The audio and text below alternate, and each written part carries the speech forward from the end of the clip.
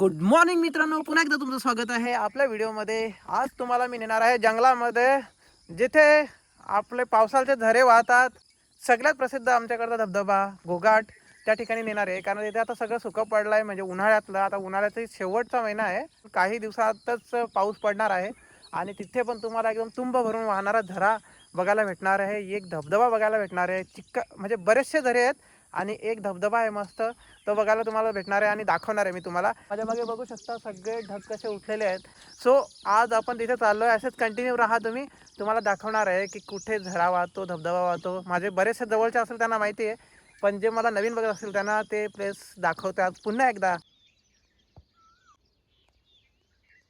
इकडं आल्यानंतर एक वेगळीच एनर्जी फील होते. म्हणजे जंगलामध्ये आहे ना, म्हणजे एक वेगळीच एनर्जी आहे, ज्याच्यामध्ये तुम्हाला दररोजचं जर तुमचं लाईफ रुटीन जर एकदम थकावटीचं असेल आणि तुम्ही बोर होत असाल दररोजच्या लाईफमधून, तर अशा जंगलामध्ये जायचं.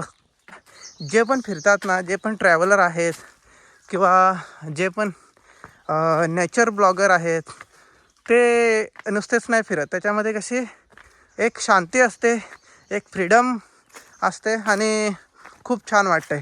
आणि निसर्गाच्या बऱ्याचशा अशा अद्भुत गोष्टी बघायला भेटतात, ज्या घरात बसून किंवा टी व्हीवर बसून बघण्यामध्ये मजा नसते.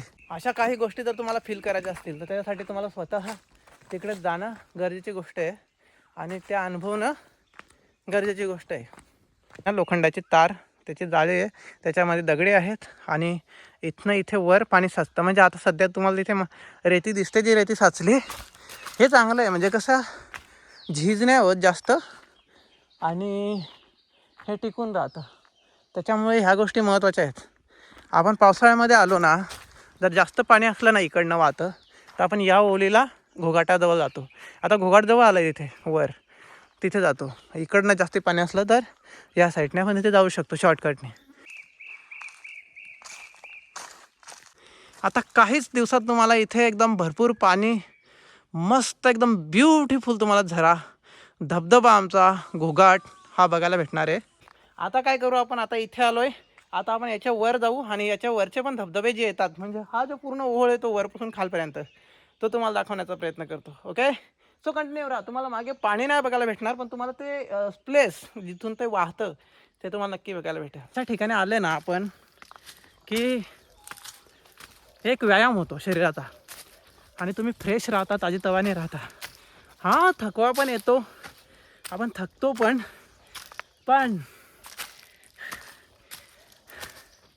मजा वेगळी असते. मजा असते ती एक प्रकारची. ॲक्च्युली हे असं डोंगरावर चढणं, इकडं तिकडं फिरणं सगळ्यांची कामं नाही आहेत. ज्याला ह्याच्यामध्ये रुची आहे आणि जो करतो किंवा ज्याला सवय आहे, अशी माणसं हे इझी करू शकतात. आपल्या मागे सूर्योदय होत आहे, किती छान दिसत आहे बघा. ही जी उंची आहे ना मित्रांनो, ही ताडापेक्षा उंच आहे. म्हणजे एक ताडाची उंची तुम्हाला सर्वसाधारणपणे माहीत असेल. जर खाली गेला तर तो मेला. कसं आहे की खाली जे आहे, जिथे हा धबधबा पडतो, तिथे खाली सगळ्या दगडी आहेत, त्या पण मोठ्या मोठ्या आहेत. आता एवढ्यात आपण फोटो तिथेच काढलेत, तिथे दगडी आहेत. आणि हा जो धबधबा इथे पावसाळ्याचे आपले फोटोग्राफी आणि खूप सारे पर्यटक इथे येतात. तर येता वेळेस जे तुम्ही इथे येता ना, इथे या या या पॉईंटवर इथे सांभाळा, कारण इथनं जो एकदा सरकला त्याला नो चान्स, तो डायरेक्टली खाली आणि मग गेलाच तो वाचू नाही शकत, कारण खूप उंच जागा आहे ही.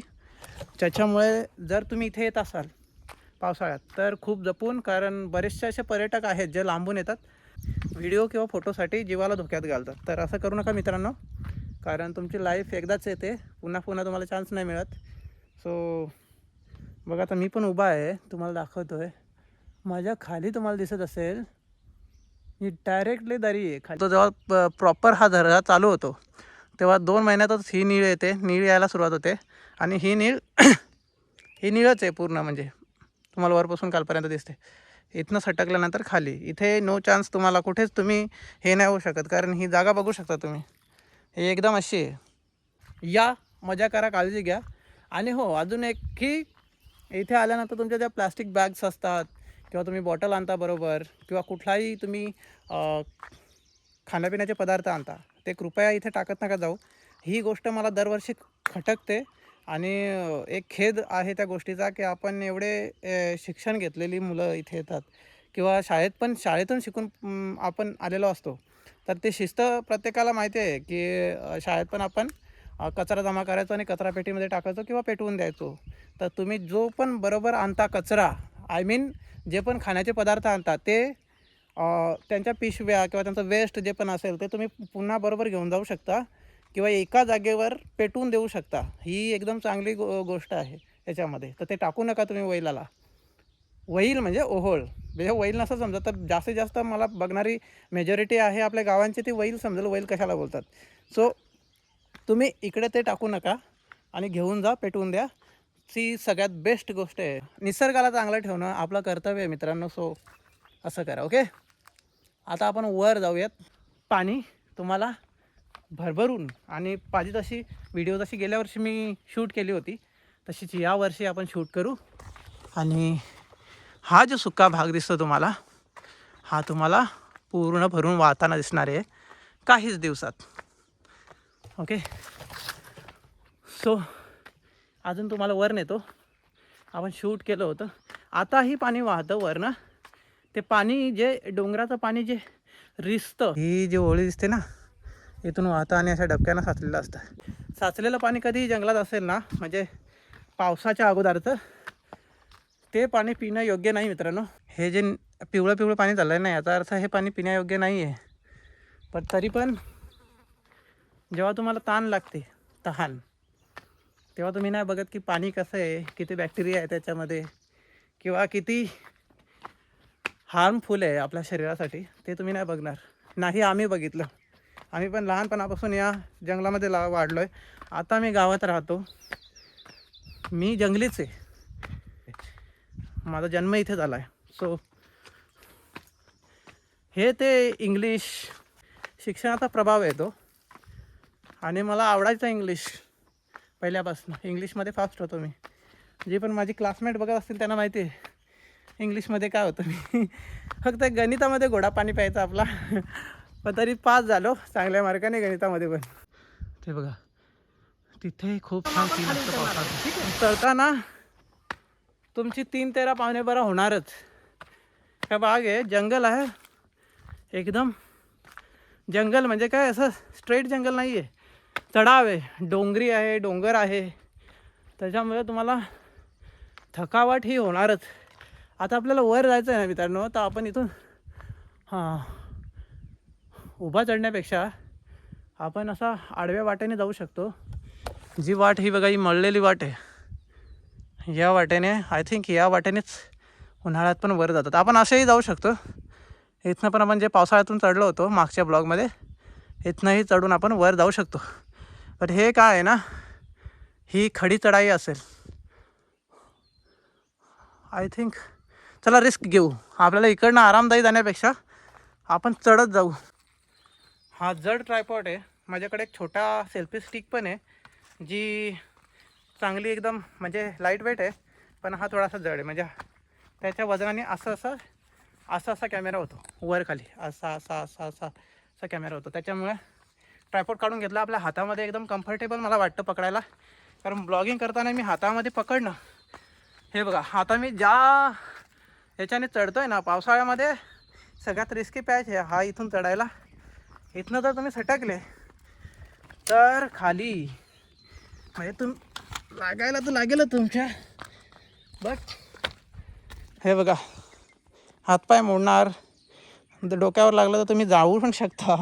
वरचं तिकीट पण तुम्हाला मिळू शकतं. सो या अशा ठिकाणाहून तुम्ही पावसाळ्यात नका चढत जाऊ. आम्हाला काय आहे ना सवय असते. इवन आम्ही जे पण करतो ते आमच्या ऑन रिस्क व करतो. आम्ही स्वतःच्या जिम्मेदारीवर करतो. म्हणजे जे पण होईल त्याची जिम्मेदार आम्ही असू. पण याचा अर्थ असा नाही की आम्ही तुम्हाला इन्फ्लुएन्स करतो की तुम्ही आमच्यासारखंच करावं, असं अजिबात नका करू. हे बघा, हे धबधब्याच्या इथे आपण आलो होतो पावसाळ्यात. आणि इथे मागच्या व्हिडिओमध्ये असं लपून ना केळीचं पान घेऊन तुम्हाला इथे माहिती सांगत होतं जंगली कसे म्हणजे आपले पूर्वज कसे राहायचे येते इथनं हा झरा ना मग खाली आपल्या घोघाटावरून ओढाला पाणी. बघा मित्रांनो इथून आपण सरळ चढलो आहे जे अवघड असतं पावसाळ्यामध्ये चढणं.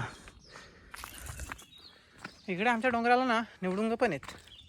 निवडुंग म्हणजे काय हे बघा कॅक्टस निवडुंगाची एक जात आहे ती आपल्या वईला पण आहे घरी बुधावलीला. काय नजारा दिसतोय बघा वरून ब्युटिफुल. ते तुम्हाला वर दिसतं ना ते आंब्याचं पाणी आहे. आंब्याचं पाणी ह्याच्यासाठी नाव पडलं की तिथे खूप आंबे आहेत आणि तिथे 12माही पाणी असतं म्हणजे 12ही महिने तिथे पाणी असतं. मी कितीही गावठी असलो तर एक माणूस आहे आणि माणसाला दम लागणारच.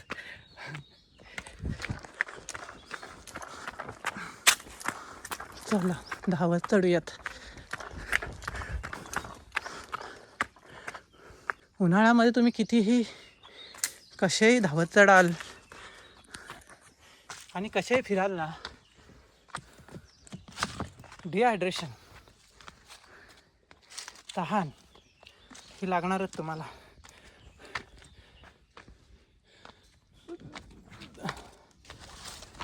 इथेही पाणी असायचं तेही पाणी आटले आता. हे बघा हे झोपडं केलं कोणीतरी बसायला. आता आपण एका साईडने सरळ नाही जाता येणार एका साईडने चढू.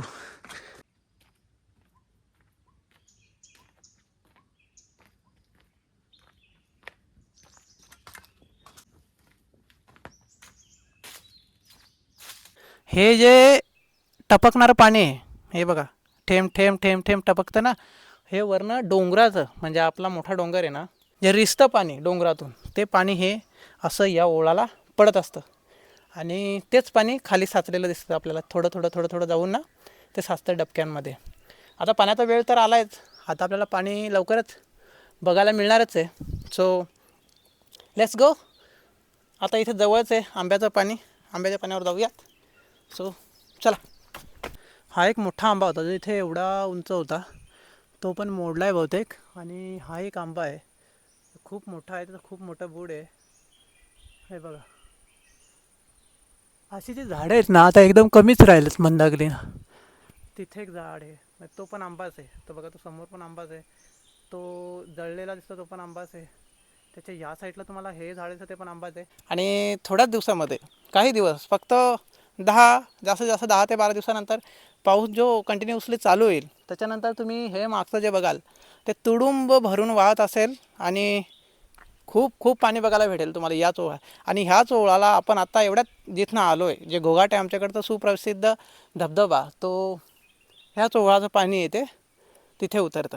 पाणी पिऊयात तिथे कारण तिथे फ्रेश वॉटर असतं ते पाणी पिऊयात.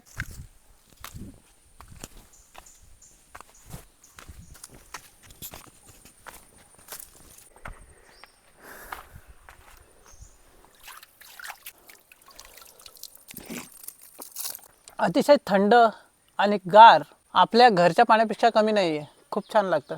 हां थोडासा पालापाचोला तुम्हाला दिसत असेल त्याच्यामध्ये जो पडतोच वरनं.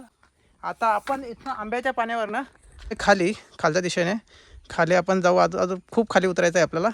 त्याच्यानंतर आपण उतरणार आहोत घोघाटावर.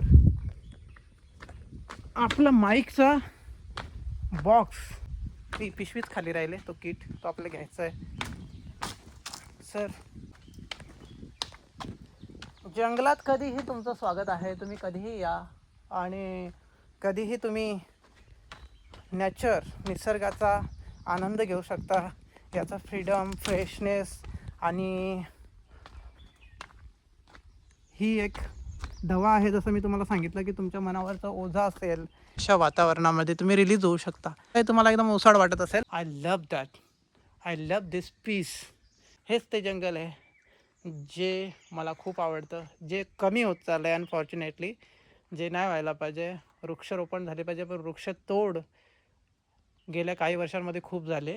आणि प्रेम करा निसर्गावर. निसर्गही तुमच्यावर खूप प्रेम करेल. तुम्हाला खूप त्याचा रिफंड मिळेल. चांगली चांगली फळं तुम्हाला खायला भेटतात. सावली भेटते झाडांची.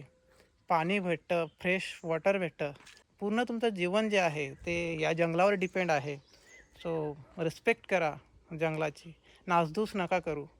आले तुम्ही कधीही इकडे फिरायला तर हे असं प्लास्टिक, जे पण तुम्ही प्लास्टिक आणि जे पण तुम्ही काय खाण्यापिण्याचे जे पदार्थ असतील ते कृपया इथे ओहळाला नका टाकू. ही एक रिक्वेस्ट आहे माझी. चला भेटूया नेक्स्ट व्हिडिओमध्ये. तोपर्यंत टाटा बाय बाय.